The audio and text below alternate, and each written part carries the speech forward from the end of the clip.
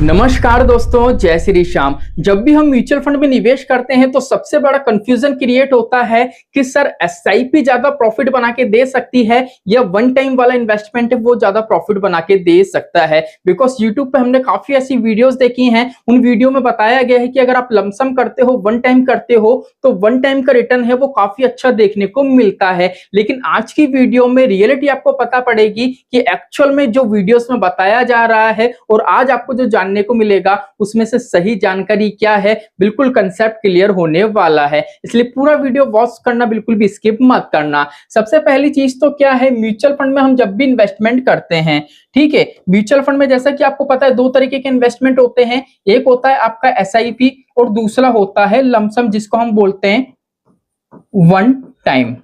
ठीक है, अब यहाँ पे काफी लोगों का ये कहना होता है कि अगर आप एसआईपी ना करके वन टाइम इन्वेस्टमेंट करोगे ना तो फ्यूचर में अच्छा खासा कॉर्पस क्रिएट हो जाएगा, वहां पे रिटर्न्स अच्छे मिलते हैं। तो यहाँ पे मैं आपसे एक सवाल पूछना चाह रहा हूं, जैसे मान लीजिए कोई सा भी एक फंड है, जैसे हम मान लेते हैं कि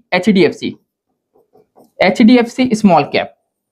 मान लीजिए इस फंड में आपने निवेश करा, आपके पास दो ऑप्शन है, एक है एसआईपी का और एक है लमसम का। अब एक बार बताओ, अगर यहाँ पे आप 10,000 की एसआईपी करोगे तो भी आपका पैसा इस फंड की जो होल्डिंग्स है, जितने भी स्टॉक से वहीं पैसा निवेश होगा, और यहाँ पे अगर आप लमसम करोगे, वन टाइम करोगे तो भी इस फंड की जो होल्डिंग्स है वहीं आपका पैसा निवेश होगा।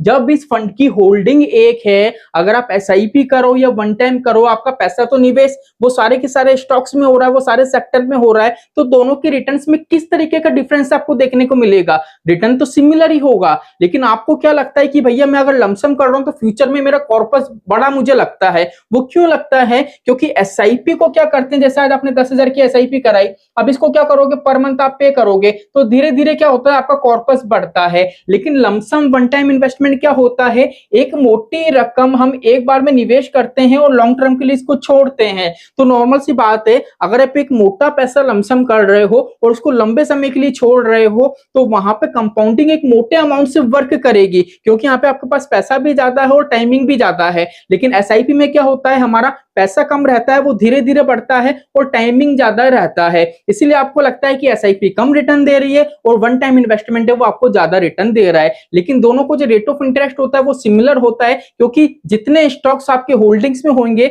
वो होल्डिंग्स में ही आपका पैसा निवेश होगा, चाहे लमसम करो चाहे आप एसआईपी करो। लेकिन क्या होता है, लमसम में हम मोटा पैसा निवेश करते हैं तो कंपाउंडिंग एक बड़े अमाउंट से कैलकुलेट होती है, इसलिए वहां पे क्या है, हमको अमाउंट बढ़ता हुआ नजर आता है। लेकिन रेट ऑफ इंटरेस्ट चेक करोगे तो दोनों का सिमिलर ही आपको देखने को मिलेगा। जो कंसेप्ट था मैंने आपको बता दिया है। आई होप आज का वीडियो आपको अच्छा लगा होगा। तो चलिए आज के लिए इतना ही, मिलते हैं हमारी नेक्स्ट वीडियो में। जय श्री श्याम दोस्तों, जय श्री राधे।